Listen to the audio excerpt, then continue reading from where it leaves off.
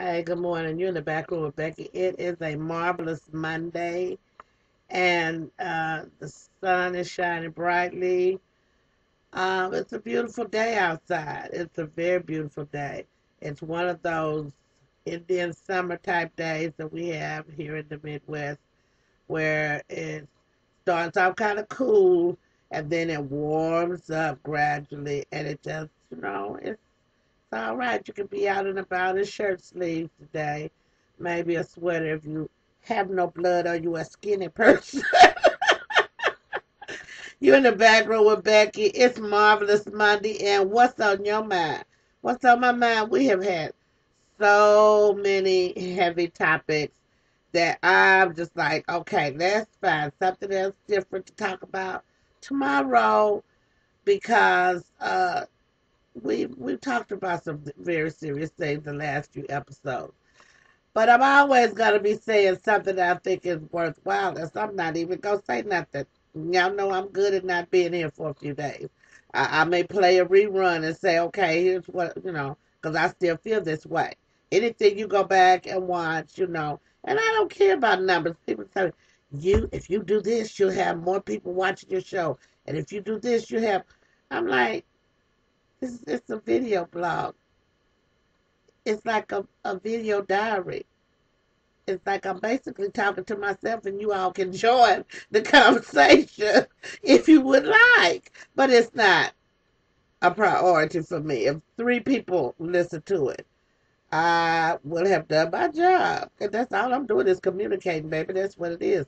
And making good use of this web camera because they cost a lot of money, these computers nowadays. And see, in a few months, I have to add something else. Maybe I need a laptop.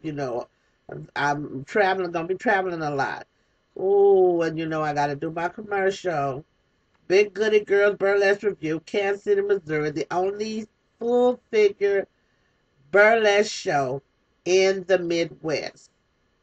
That's my baby. That's my creation. That is my dream. People say they have a life's work or they had these. Ooh, shh, the diva didn't get to the nail shop yet. It's looking scary. Anyway, you have to know that when you get a certain age, to me, it is all right for you to then go dream chasing.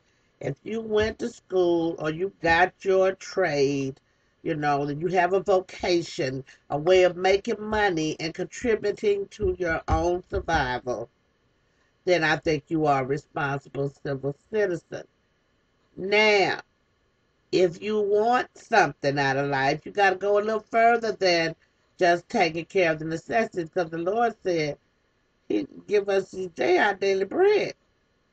Did you know that? He said that. And if we pray that, it will be that. Okay. Sermon and commercial done. By the way, on Big Goody Girl Burlesque Review, I want to clarify some things for some people who may be still confused. Why are you confused? I keep putting literature out there for you. I, Today we're going to burlesque lesson 101, lesson 3. What burlesque is not. Now I know y'all have seen the movies. It is just like any other art form. It has its extremes. We're more theatrical burlesque. We're not, strip club, bachelor. If you thinking that you fit to see some naked women and titties swinging and stuff, let me tell you right now that I do have some values and morals, and I would do this tastefully, as I have done most things in my life. Even the things that people say, it just ain't no tasteful way to cuss somebody out, Becky. In my mind, it was, because if it wasn't necessary, I wasn't doing it.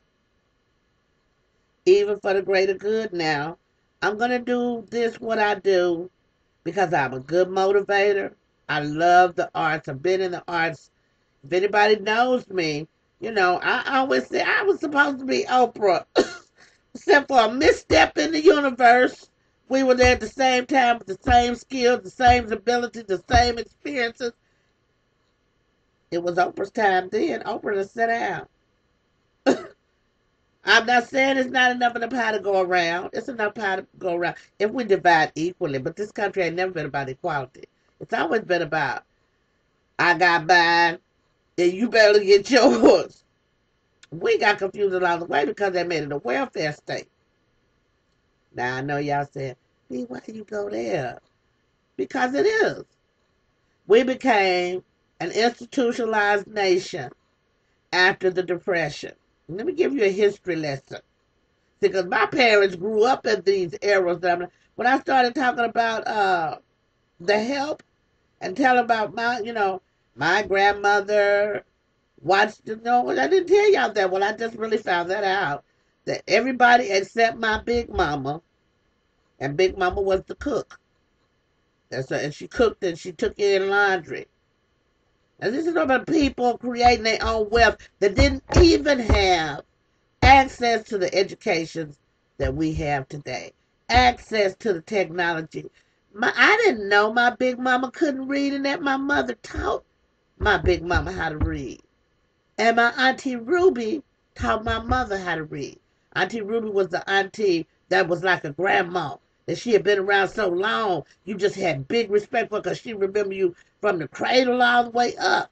And everybody thought they had a special relationship with her. But these are the women that surrounded me growing up. When you read things that I write about, talk about, are women that you may see me connect with in this world, there's going to be that common thread. I've been around the type of people that's go-getters on both sides of the bloodline. My mother's mother was also a seamstress. She also worked in the hospitality industry. She was an entertainer for a little while. It's not something she wanted to talk about because fan dancing is considered, yeah, but my grandma told she did fan dancing and shake dancing back in the day.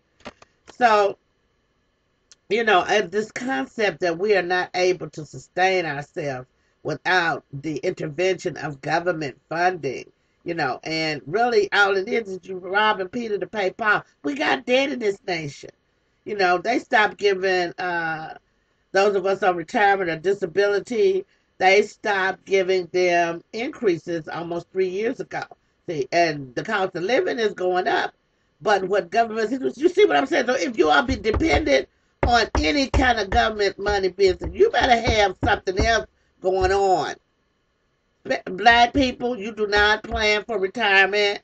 You need to stop that. Stop depending on the children to carry everything. Sometimes it's too much. It's too much. This big old house is too much. Right now, I got to make more money or I got to get a smaller house. Plain and simple. I know what I got to do, and we get up and do that. What are you doing to contribute to your own survival? That's what creating your own wealth is. Like I was saying, my grandmother took in laundry. My great grandmother, she took it. Well, my dad's mom even did laundry for the white folks, and my mother babysitted for the white folks. That's what they call them. When you ask them about down south, they said the white folks. I said they so important they got to draw it out. The white folks.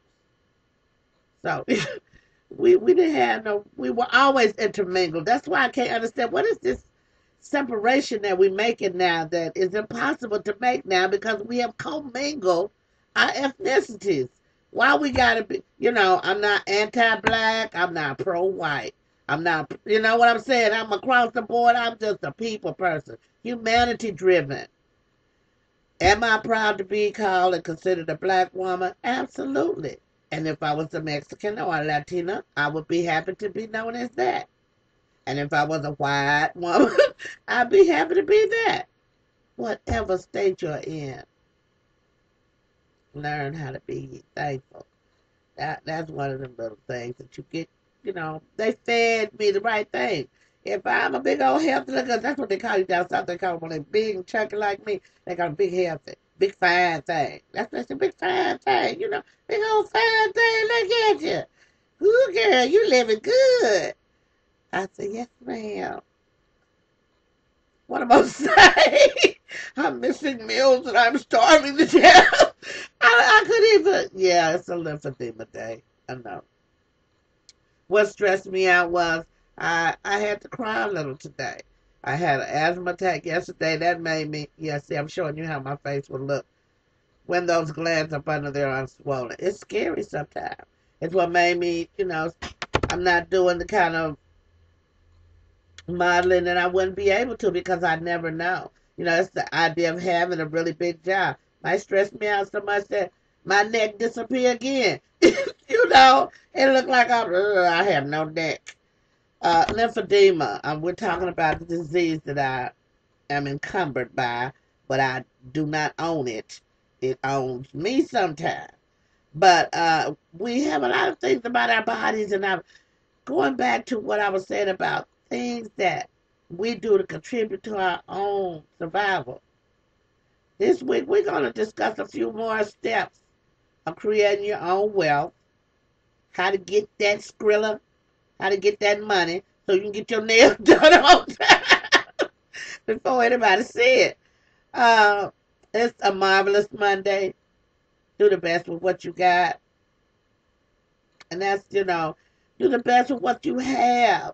Appreciate what you have. And if you have some knowledge and some skills that people are getting for free, put a price tag on that stuff. I'm not saying turn mercenary. It may be the barter system. Well, now I'm going to fix your car. Can you fill out these papers for me? Because I don't read that well. Okay. Y'all learn some things that you can do. Learn some things about yourself this week. Because I really do want you to be challenged to learn how to create your own wealth. We got to turn this economy around. And you sitting there waiting on them white people in Washington, D.C. to do it for us. We got to do this together. No, baby, we all got a part to play. You see, I'm repping Arkansas today. That's my Arkansas. And that's Bill Clinton. Sure is. And that is the Arkansas state flag and the tree and the state capitol. The 42nd president was from Arkansas. We might need some more country people in there. I'm back in the back room. It's Marvelous Monday. What are you going to do to contribute to your own survival? I want to know. I'll wait for the people. Working in my jammies. About to make a Sammy. And that's what's up. I'm working at home today in my pajamas.